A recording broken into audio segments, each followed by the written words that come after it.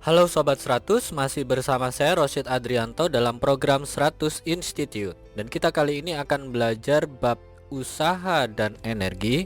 Seperti biasa, sebelum kita bahas tentang materinya, kita lihat dulu ya bagannya atau peta konsepnya atau konseptual mapnya ya. Jadi di bab usaha dan energi di sini akan kita pelajari beberapa hal. Yang pertama kita akan pelajari tentang energi kinetik.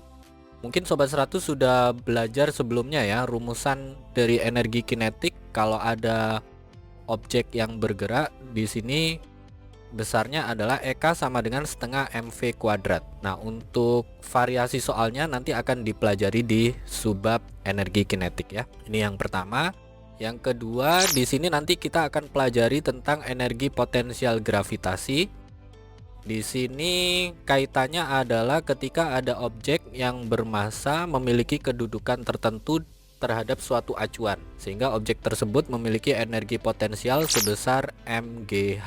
Ini untuk bagian yang kedua. Nanti untuk variasi soalnya di bagian energi potensial gravitasi akan dibahas lebih detail lagi ya. Oke, berikutnya yang ketiga kita akan belajar tentang energi potensial pegas.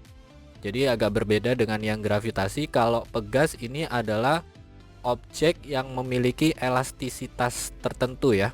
Objek tersebut akan menyimpan energi potensial pegas, yang mana formulanya itu adalah sama dengan setengah K delta X kuadrat. Delta X di sini adalah simpangan atau regangannya ya, ketika pegas itu ditekan atau ditarik. Nah, ini yang ketiga.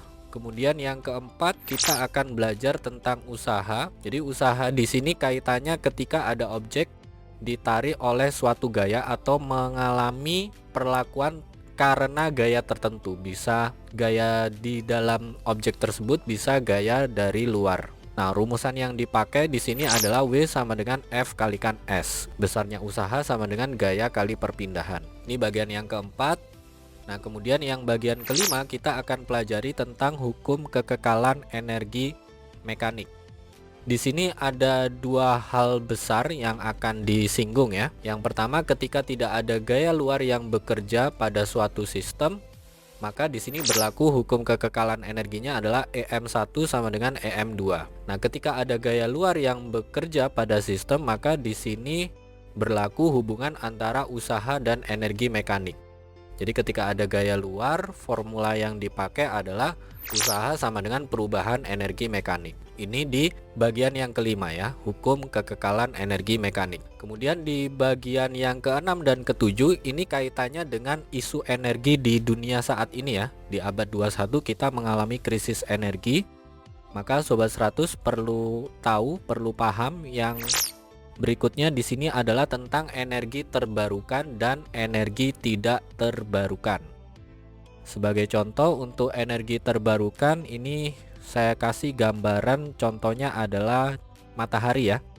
Matahari itu bersinar setiap hari, energinya ini bisa kita manfaatkan setiap hari. Oleh karenanya matahari ini termasuk contoh energi terbarukan. Kemudian contoh energi tak terbarukan, ini saya ambil gambar batu bara ya, karena batu bara ini diperoleh dari endapan fosil yang mengendap di permukaan bumi atau di dalam perut bumi jutaan tahun yang lalu, berubah menjadi batu bara. Ini biasanya dari fosil-fosil tumbuhan ya, atau pepohonan, yang mana ini memakan waktu jutaan tahun sehingga berubah wujudnya menjadi batu bara. Ini karena jumlahnya terbatas di bumi, maka ini tergolong contoh energi tidak terbarukan. Nah, ini akan kita bahas di bagian yang keenam. Kemudian di bagian yang ketujuh kita akan membahas tentang energi alternatif.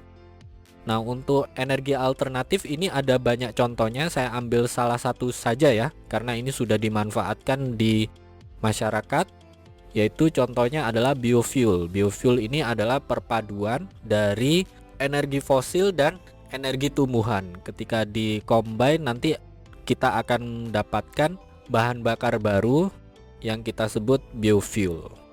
Contoh yang sudah dipasarkan adalah biosolar ya, dan biodiesel. Ini adalah contoh energi alternatif. Untuk bagian yang keenam dan ketujuh ini akan ada beberapa contohnya ya.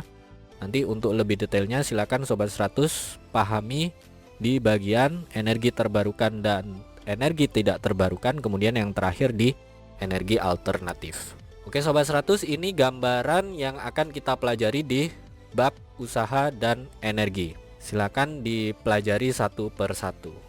Selamat belajar. Lalu untuk pertanyaan atau soal-soal berkaitan dengan mata pelajaran matematika, fisika, kimia, Mandarin atau English, Sobat 100 bisa tanyakan soalnya di aplikasi tanya jawab soal. Oke Sobat 100, selamat belajar ya.